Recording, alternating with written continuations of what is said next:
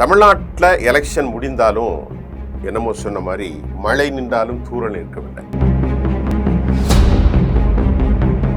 ஸ்டாலின் ஏன் இதுல நேரடியாக தலையிடுறாருன்னா, உற்சாகம் அடைந்தாலும் ஒரு விவகாரத்தை அவர் பெரிய அளவுல கவனம் செலுத்துகிறார். சபரீசன் பெரிய அளவுல கவனிக்கிறார். அமைச்சர்கள், மாவட்ட செயலாளர்கள்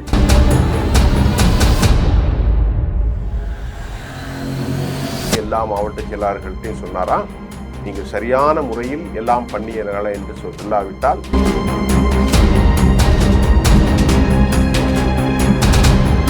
ஸ்டாலினுக்கு கிடைச்ச தகவல்கள் 240க்கு 40 அப்படிங்கிற தகவல் சொன்னாலும்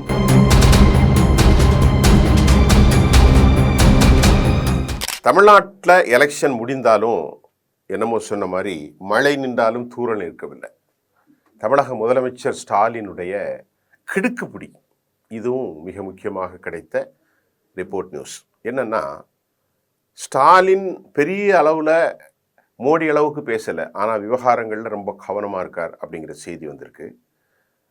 எல்லாத்தையும் தற்போது கூப்பிட்டு பேசி கொண்டிருக்கிறாராம். என்னன்னா, ஏயா எந்தெந்த தொகுதிகள்லாம் எப்படி இருக்குன்னு நிலவரம் அப்படின்னு ஸ்டாலின் கேட்டிருக்கிறதாகவும், ஐயா எல்லா தொகுதிகள்லையுமே நாம் பெரிய அளவில் வெற்றி பெற்றுவோம், 40க்கு 40 நமக்கு தான் அப்படின்னு சொல்லியிருக்கிறாங்க. அதே சமயம் கடந்த முறையை விட இந்த முறை அதிகமாக வாக்கு வித்தியாசத்தில் நாங்கள் வெற்றி பெறப் போகிறோம், நாம் வெற்றி பெறுவோம் என்று அந்த கட்சியினுடைய உடன்பிறப்புகள், மாவட்ட செயலாளர்கள், அமைச்சர்கள், தேர்தல் குழுக்கு நியமிக்கப்பட்டவர்கள்ட்டெல்லாம் ஒரு நற்செய்தி அவர்களுக்கு கிடைத்திருக்கிறது. இதனால் ஸ்டாலின் மிகுந்த உற்சாகத்தில் இருப்பதாகவும் செய்திகள் வந்திருக்கிறது. ஒன்று. ரொம்ப முக்கியமாக ஸ்டாலின் ஏன் இதில் நேரடியாக தலையிடுறாருன்னா, உற்சாகம் அடைந்தாலும் ஒரு விவகாரத்தை அவர் ரொம்ப கவனமாக கவனித்தார் என்று சொல்லப்படுகிறது. எல்முருகன் நீலகிரி, அண்ணாமலை, நயினார் நாகேந்திரன், இப்படி டிடிவி தினகரன், பன்னீர்செல்வம், இப்படி சில தொகுதிகளை அவங்க ரொம்ப கவனமாக எலெக்ஷனுக்கு முன்னாடி கவனிச்சாங்களாம்.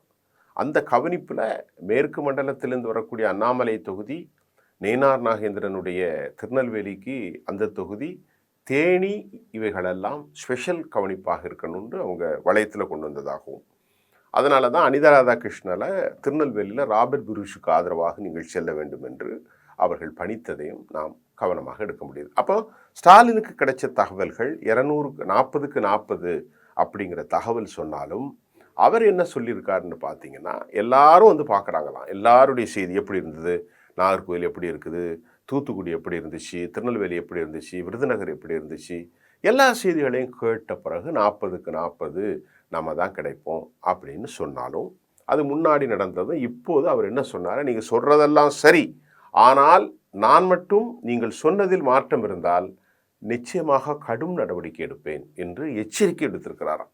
இதனால் திமுகவுக்குள்ள கொஞ்சம் பதட்டம் இருந்தாலும் 4ஆம் தேதி முடிந்த பிறகு என்ன நடக்குமோ என்கின்ற ஒரு சிக்கலும் எழுந்திருப்பதாக சொல்லப்படுகின்றது. ஆனால் உண்மையில் சாத்தியம் அவர்களுக்கு இருக்கிறது, அதில் ஒரு மாற்று கருத்தும் இல்லை. இதற்கிடையில் அவருடைய மருமகன் சபரீசனுடைய பெண் அமைப்பு என்ற ஒரு அமைப்பு இருக்கிறது, பெண், அந்த அமைப்பு எடுத்த உளவுத்துறை அவர்கள் தனியாக ஒரு சீக்ரெட் ஏஜென்சி வைத்து அந்த கணிப்பின்படி எல்லாரையும் கூப்பிட்டு விசாரித்தார். கொடுக்க வேண்டியதெல்லாம் சரியாக கொடுத்தீர்களா, நடவடிக்கைகள் எல்லாம் நல்ல முறையில் நடந்ததா என்றும் சில கிடுக்குப்பிடி கேள்விகளையும் அங்கே போடப்பட்டது. அநேகமாக எல்லா மாவட்ட செயலாளர்கள்ட்டையும் சொன்னாரா, நீங்கள் சரியான முறையில் எல்லாம் பண்ணியீர்களா என்று சொல்லாவிட்டால் நான் இக்காலத்திலும் சமாதானம் செய்து மாட்டேன்னு ஸ்டாலின் வைத்ததாகும். எம்ஆர்கே பன்னீர்செல்வம் மட்டும் இதுவரைக்கும் ஸ்டாலினை சந்திக்கலை அப்படின்ற தகவலும் வந்திருக்கிறது.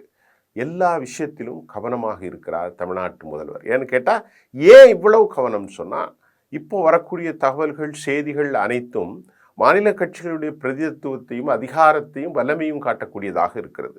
இந்தியா கூட்டணியில் டாப் மோஸ்ட் பேட்ஸ்மனாக வரப்போகிறது திமுக தான். 40 தொகுதிகள் அவங்க ஜெயித்தாலோ, 38 ஜெயித்தாலோ அது நமக்கு தெரியாது, 35 ஜெயித்தாலோ அதுதான் நாளைக்கு பேசும். அப்போ திமுக தனது பவரை காட்டுறதுக்கு தமிழ்நாட்டிலிருந்து நாங்கள் இவ்வளவு பேர் கொண்டு வந்திருக்கிறோம் என்று சொல்வார்கள்.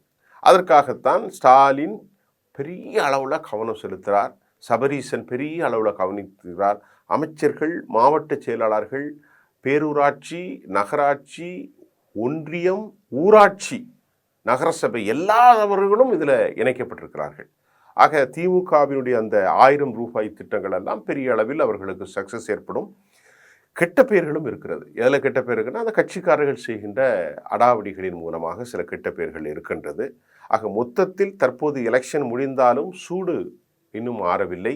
இப்போ என்னன்னா, ஒவ்வொரு தொகுதியாக தினமும் விசாரிச்சுட்டு இருக்கிறார் அறிவாலயத்தை கூப்பிட்டு. என்னையா அந்த தொகுதி எப்படி இருக்குது, அந்த தொகுதி எப்படி இருக்குது, என்ன பார்த்தீங்க, எவ்வளோ இல்லையா ஐயா, நம்ம பெரிய அளவில் வரும்னு சொல்கிறாங்க.